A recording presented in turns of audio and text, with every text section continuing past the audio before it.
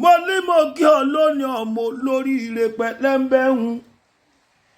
Adé ọmọ aládèrè o. Adeolu o. Mo ní mo bá ń pè ọmọ jẹ́mi ní òòtè mi pẹ̀lẹ́mbẹ̀hún agbèrè ọ̀gá ọmọ yòrò. Agbèrè ọ̀gá ọmọ yòrò ọmọ ṣèwọ̀ṣèwọ̀ mójúlé kòkó lé bàbá yín. Bàbá mi o, ọmọ Ifajobi o, mo lọ́mọ Ifajobi ni mò ń pè bá ọmọ kọ́ńfọ́ọ̀tì o. Ọmọ kọ́ńfọ́ọ̀tì mo jírọ́lá o. Bàbá mi olórí rere o, ikú òkú nípa ọ̀rọ̀. Happy birthday!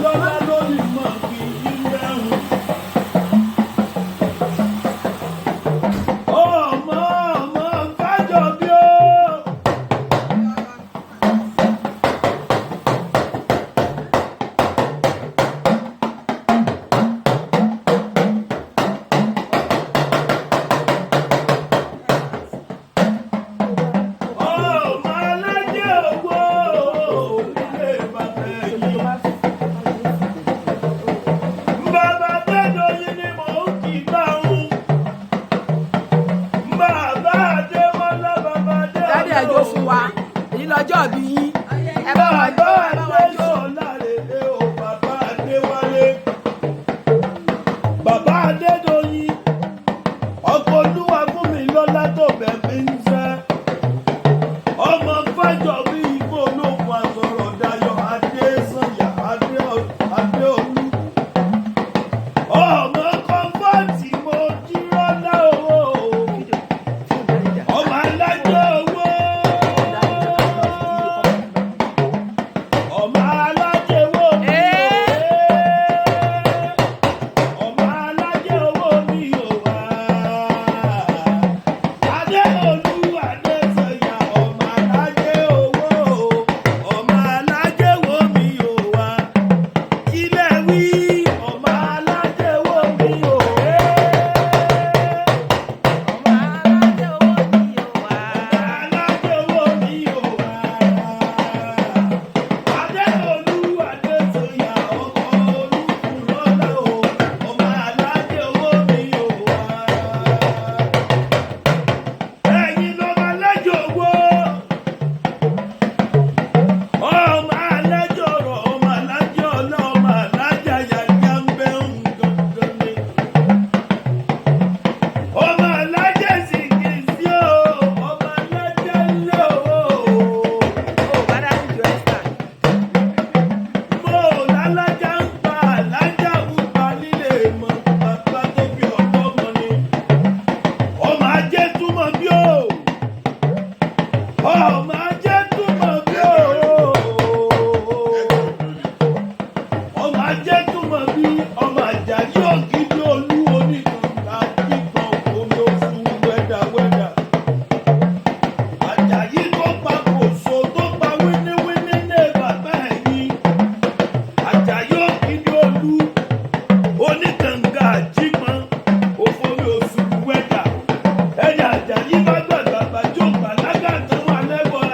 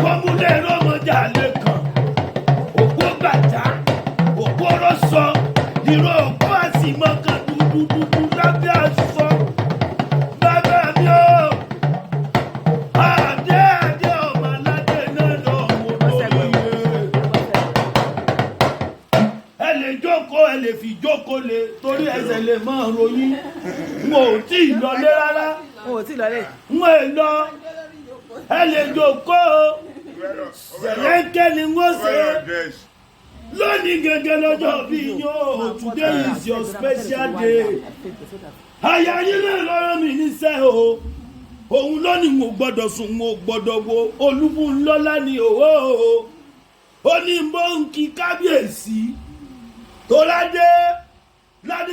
ládé nìyí lè bàbá yín ládé nìyí lè mọ̀mọ́ yín àgbèrè ọ̀gá gan kò kú kò kéré rárá ẹ̀yin làgbèrè ọ̀gá ọmọ yòóró ń bẹ́ wọn máa ṣe wọ́n mójúlé kókókó lé bàbá yín ọmọ ajẹ́tùmọ̀ bí o ọmọ àjà yóò gidi olú ọmọ kọ́ńfọ́ọ̀tì Mojírọ́lá nílé mọ̀mọ́ rẹ òpómúlérò nìyọ́ òpómúlérò mọ́jà lẹ́kàn òpó gbàjá òpó rọ́sọ irun òpó àtìmọ́ kan dúdú lábẹ́ aṣọ ògbógbó kú gbórí nìyí ọmọ ẹrù owó ọmọ ẹrù fìsànfìsàn bàbá mi mo ló kú lódò wọn ò gbólú ó kú lódò wọn ò fìsàn òkú kú lódò lọ́mọ aráyé dàgbọ́ tán pèlè eégún jọ bí aláyàmí òkè ọmọ rò lè pa ọmọ rò lù jẹ ọmọ rò tó kú yùmùyùmù ọmọ wọmúwọmù lóró kí ọmọ nàmùnàmù lóró ó jẹ ọmọ mọ́rọ̀ mi ò pagídó pátọ̀pẹ̀ bó ṣe jí pẹ́ẹ́dù lóró mi lè pẹ́jọ́ mọ́ pa lọ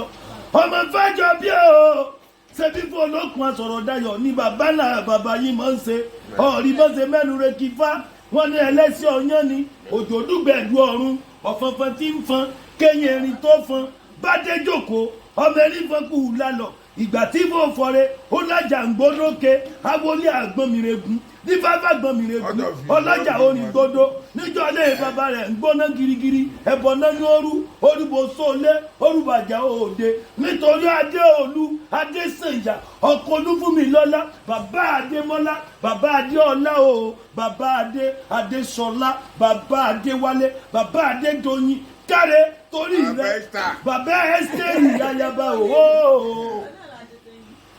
òun náà l'Adédoyin bàbá Ẹ́sítérì ayaba orúkọ tẹ́ ẹ bá gbẹlẹ mi ó sì mọ pé ń bẹ ń gbogbo lórí ire ni bàbá mi dáadáa ó rí ó lásọdúnmọdún ló sì mọ ṣe àsọròmọrò ló mọ ṣe igbá ọmọdé kan kì í kájọ oko yá igbá àgbàlagbà kì í kẹfọ ojú ọ̀nà igbá àwọn oníwọ̀n kan kì í kájọ oko bàbá mi ò igbá yóò ní ká ọtẹ bí tara o kò ní kọ́mọ rẹ ayé ò ní pa ọ́n kékeré ò ní dààmú o ló jẹ́ ìkọrin náà síwájú pé gúnugún kì í kú léwe dandan ni wàá dàgbà wàá dògbò ìrà àkànnàmọ́gbò kò pọ́dún jẹ́rí lọ́dọọdún ló sì mọ́ wa ìbà kọ́dá ìbà ṣẹ̀dá ìbà àwọn onílẹ̀ ìbà lẹ́dùnmọ́rẹ́ ọba láyé lọ́run ìbà wa ànábì wa Muhammad sallallahu alaihi wasallam ìbà Jésù Kristi olóborí ayé ọba mi ọwọ́ kẹ̀mbẹ̀rẹ̀ bí ìjà bàbá mi gbígbín ní kí ọ̀run ajáde mọ́tẹ́lẹ́ abánirìn mọ́sojo ẹ̀rí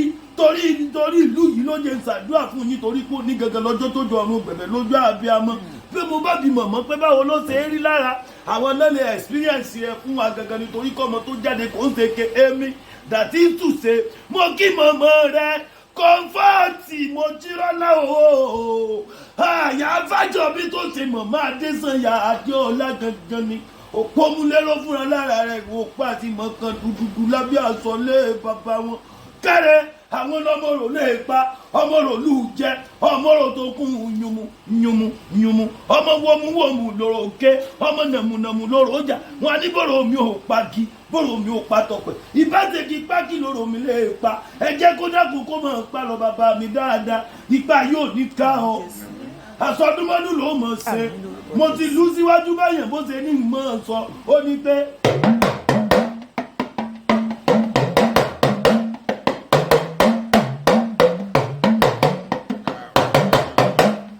sọ pé ẹ ó sàmọ́dún ọdọọdún làárọ̀ mọ́bì láàtẹ ẹ ó sàmọ́dún o ọdọọdún lẹ́mọ̀ bẹ tó lọ́dọọdún ni lásán lógúnlógún ọdọọdún làárọ̀ mọ́bì látẹ ọdọọdún làmọ̀rí yóò lọ́lẹ̀ lẹ́nu mọ̀rí ọba wàrà fánáwù mọ̀ káàní àlèyà ọlọ́run yóò sì mọ̀ gbé yín ga sí ni ìgbéga gbéga ní gbogbo ọ̀nà yín pátá korogodo ayé òde bá ń pa yín ẹ̀ní sòfò ẹ̀ní sòfò ọmọ ẹ̀ní sòfò ara ẹ̀ní sòfò aya ẹ̀yin yóò ní sẹ́kù iṣẹ́ yóò ní dìṣẹ́ lọ́lẹ̀ lẹ́nu mọ̀rí ọba ayé lọ́lọ́wọ́ ayé mọ̀ yẹnu àjẹgbélẹsẹ̀ yóò sì mọ̀ tẹ̀nà ẹ̀rí olúfúnlọ́lá bóyá kẹ wá dúró ti bàbá mi ẹ wá dúró sí olólùfẹ́ rẹ ló rán mi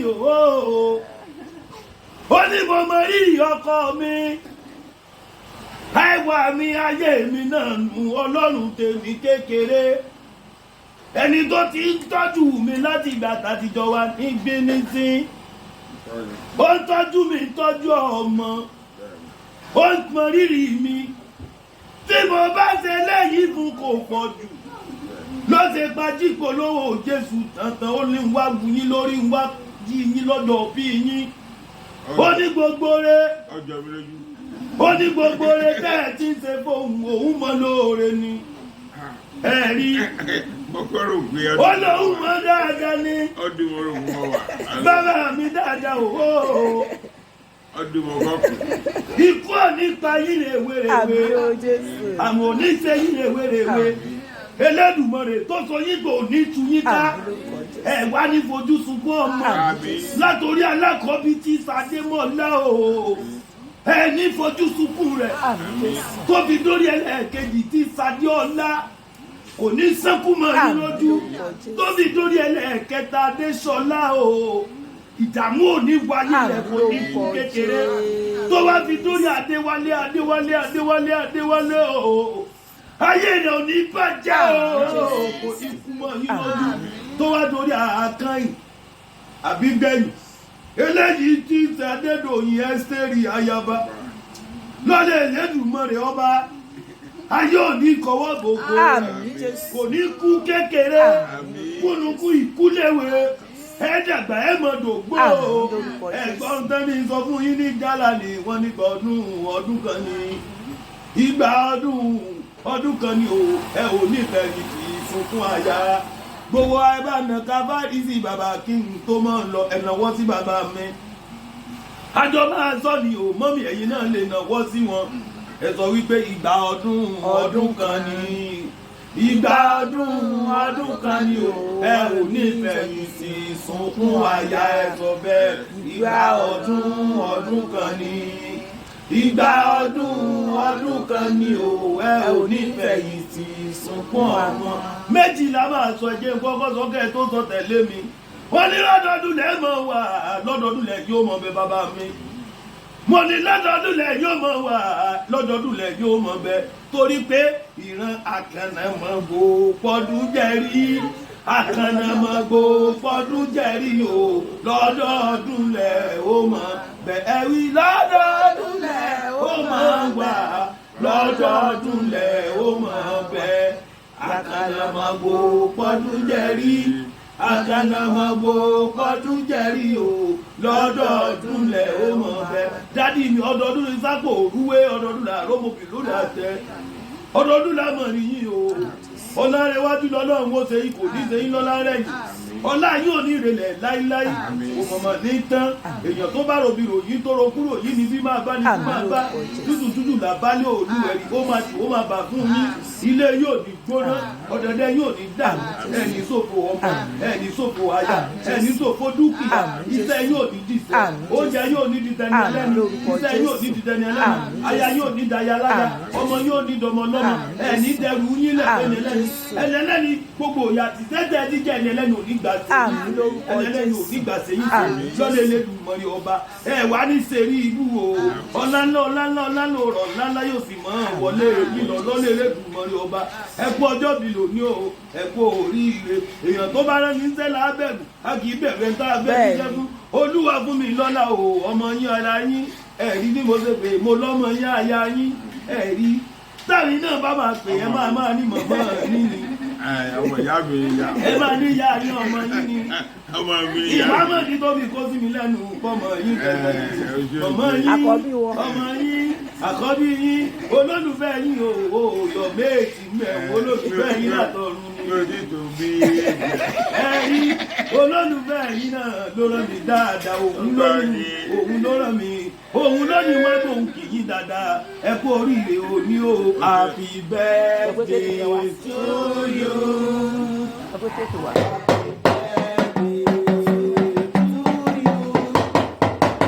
Happy birthday to happy birthday. Happy birthday to you. Happy birthday. Happy birthday.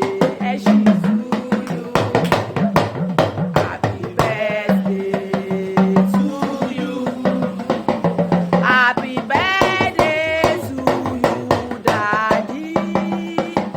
Happy birthday to you. May the good Lord Bless you. bless you. May the good Lord Bless you, Daddy. may the good Bless you. Daddy wọ́n ní kọ́ni kan wípé onídùúró ni ẹ ṣe o.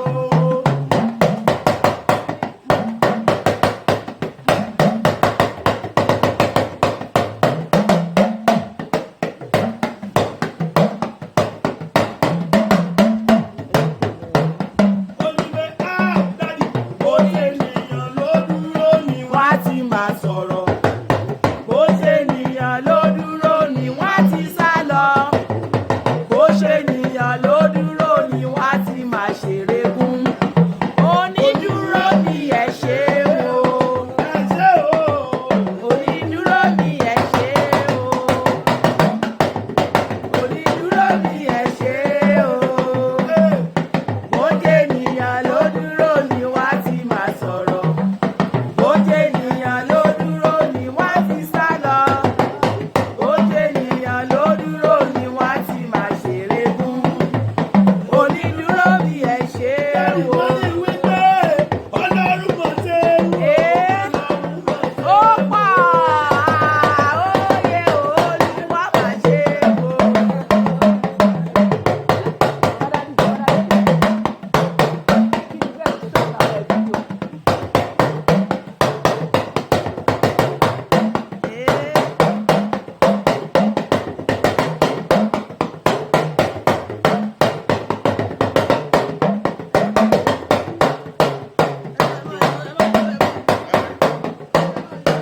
Bàbá mi o, Ọlọ́run mọ̀ ṣe é wò, Ọlọ́run mọ̀ ṣe é wò.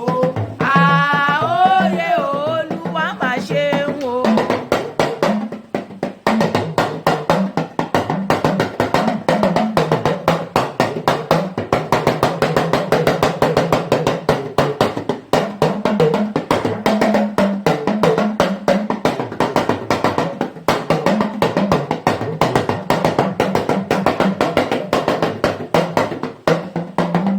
Ayé ìgbàgbọ́ ilẹ̀ ní mélèé ìdúlé àwò. Ìgbàgbọ́ nílẹ̀ gbégbé nílé àwo. Thank you, Baba. Àyẹ̀wò. Amen. Tó máa mú ọ̀tí. Àwọn máa ṣayé gan. Jẹ́ pé Wọ́n máa ṣayé. ìjọba ṣe Ẹ fi ṣe wọ́n lálejò. Ó yá o. Cut. Ó sì ń rí ìkọ́dù lọ. Ní ìdíkọ̀dù ó yá ti mọ́.